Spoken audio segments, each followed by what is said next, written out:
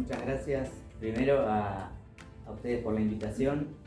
Para mí es como muy emotivo volver a mi facultad, a mi universidad, porque de acá es donde yo salí. No físicamente acá, porque yo estaba en la época de Paseo Colón, pero sí lo que es la Universidad Católica de Salta, la subsede de Buenos Aires, y que yo creo que fue ahí donde empezó todo. Yo siempre digo que ahí es donde empezó todo y le comentaba, hablamos recién antes de empezar, esto de cómo se fue dando todo para que yo pudiera estudiar criminalística, porque yo tengo algunos años más que ustedes y cuando yo quería estudiar criminalística no estaba, en ese momento, no era para todo público, más decir, era solo para personal de fuerzas de seguridad, ¿sí? Entonces me encuentro con el primer escollo ahí en el camino de que no podía hacer esa carrera que yo quería, ¿sí? Si nos retrotraemos mucho antes, yo siempre digo que empezó todo con una pregunta. Todo empezó con una pregunta que era, en ese entonces todavía no había, cuando yo era más chico, no estaba ni CSI ni todas las series que le siguieron después, que hoy en día ya prácticamente todo el mundo, hasta sí, y que además que hasta nuestras abuelas, tías y demás saben qué es un forense, saben qué son las huellas dactilares y demás.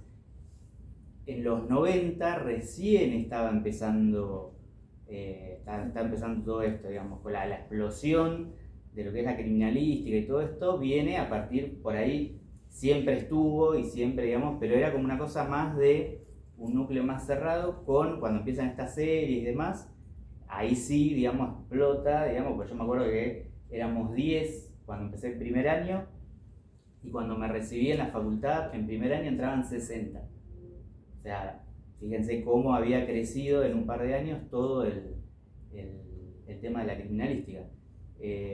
Me acuerdo que yo en ese momento, cuando estaba estudiando los primeros años, la gente me preguntaba, ¿qué es criminalística? Porque me decían, ¿qué vas a hacer? ¿Policía? ¿Abogado? O sea, todavía no estaba ni siquiera clara la figura de lo que hace un criminalista en ese momento. Hoy en día por ahí todavía sigue esa confusión del criminalista con el criminólogo, ¿sí? Eso sí, todavía los periodistas, yo cada vez que me hacen una nota y demás, tengo que explicar, no, soy criminalista, no criminólogo, porque lo hacen como un sinónimo y ustedes sabrán que la criminalística no es lo mismo que la criminología. O sea, la criminalística explica el cómo, el dónde, el quién, ¿sí? Y el qué, pero no explica el por qué. El por qué lo explica la criminología, ¿sí? Que deriva de la psicología y no de... Nosotros tenemos todas ciencias duras, porque lo que la criminalística intenta con sus investigaciones es explicar con pruebas, ¿sí? Esa es la primera diferencia que yo siempre hago, como criminalística y criminología no es lo mismo. Pero volviendo a lo que yo les contaba cuando recién empecé la carrera, la gente me preguntaba, ¿qué es ser criminalista? Porque la gente ni siquiera tenía la idea de, o si le decía que iba a ser forense, me decían, ¿vas a ser médico forense? Porque sigue estando también esa cosa de que como que el único forense es el médico, ¿sí? Y forenses somos todos los que intervenimos en una investigación, ¿sí? Todos los que aplicamos nuestros conocimientos a una investigación judicial, ¿sí? Somos, por eso forense viene de foro, ¿sí? Antes se hacían los juicios en las plazas, ahí se aportaban las pruebas, ¿sí? Y eso, de ahí viene la palabra forense. Por eso que cuando ustedes le digan el médico forense es el único forense, no, forense son todos, el psicólogo forense, el antropólogo forense. ¿Por qué? Porque cada uno aplica o entrega, digamos, su ciencia, su conocimiento y demás a lo que es una investigación, ¿sí? Entonces ahí está, digamos, vamos como tirando algunos errores comunes, criminología, criminalística, ¿sí? Que el forense es solo el médico, no, somos todos. Pero bueno, en esa época era todavía más difícil de explicarlo. Hoy en día les debe pasar que si le comentan a su mamá, a su papá, a su abuela, a su tía, sabe mínimamente o no. Saben que es un forense, que no tienen que explicarlo tanto. En mi caso yo siempre me veía trabajando en un laboratorio desde chico, porque me acuerdo que el laboratorio de mi escuela primaria, o sea, mi escuela primaria era toda una manzana, y una de las esquinas, en el tercer piso creo que era todo el laboratorio, o sea, un laboratorio de esos que tienen frascos con animalitos, con fetos, con el esqueleto, ese cuerpo humano que uno va sacando y ve el músculo. Y a mí me quedó tanto esa imagen, y las mesas largas con los piletones y los mecheros de Bunsen. Entonces, a mí, desde un primer momento ya, creo que a los 6, 7 años, pues en los primeros años de la primaria, me quedó como esa imagen que yo dije, yo quiero trabajar en un lugar así.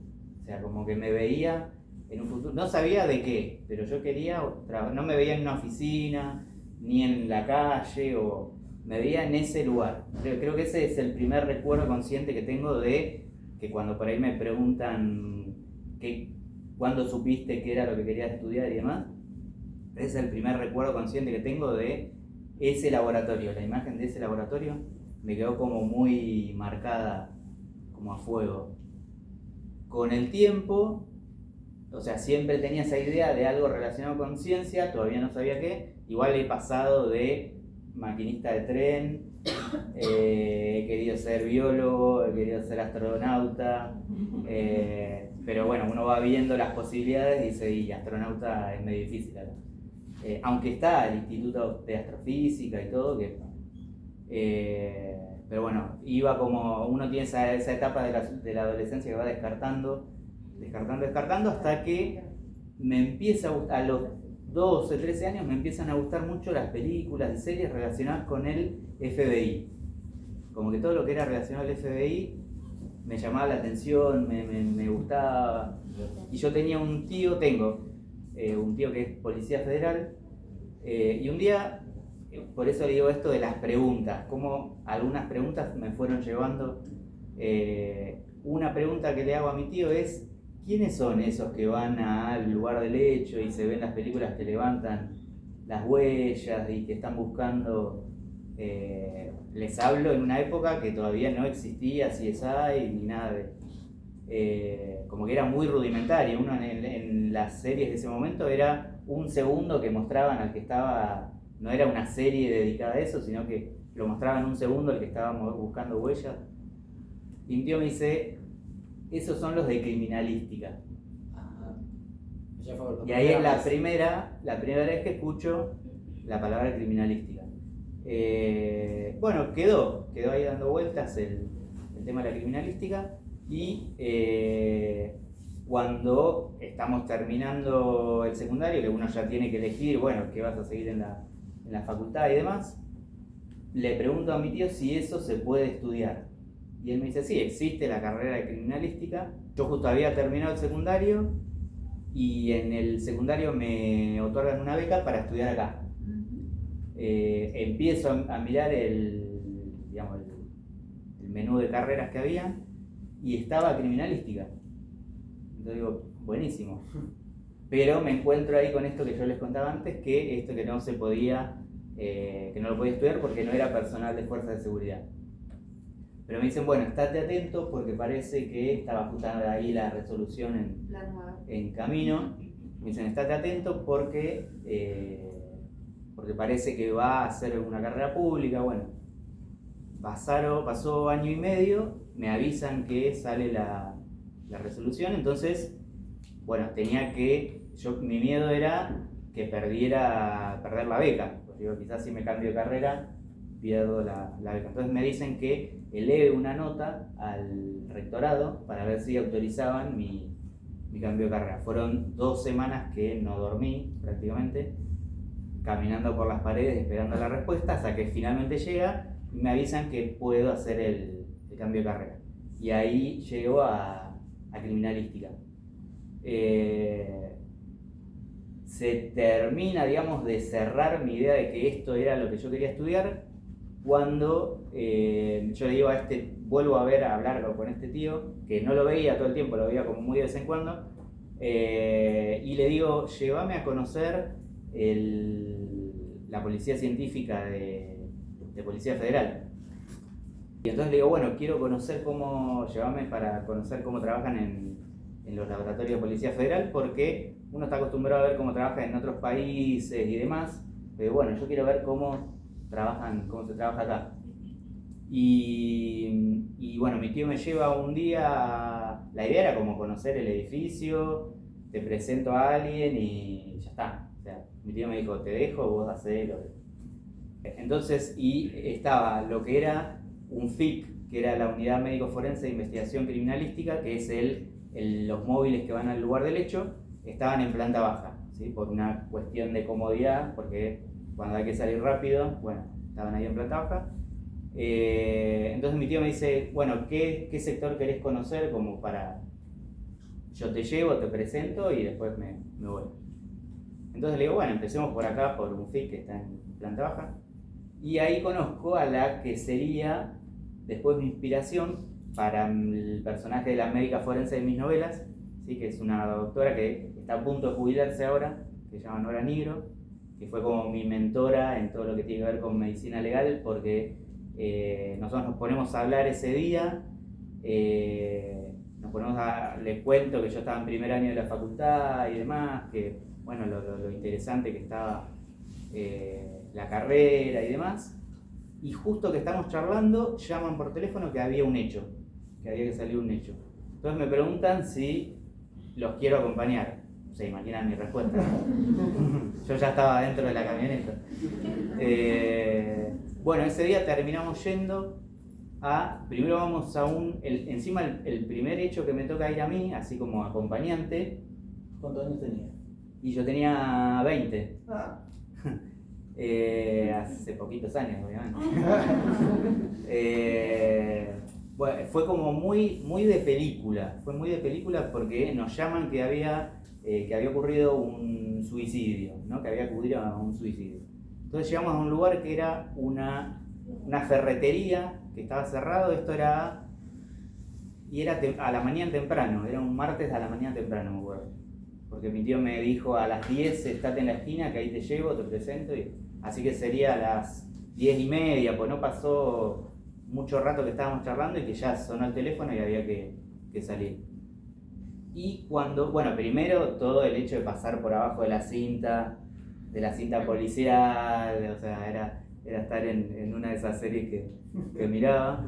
Y después, bueno, llegar ahí al lugar y que tenía esto, a lo largo de los años yo he estado en muchas escenas del crimen y hay escenas que son como muy simples, digamos, que es un hecho bastante común, ¿sí? Un accidente de tránsito, 2 autos que chocan, nada mucho más para...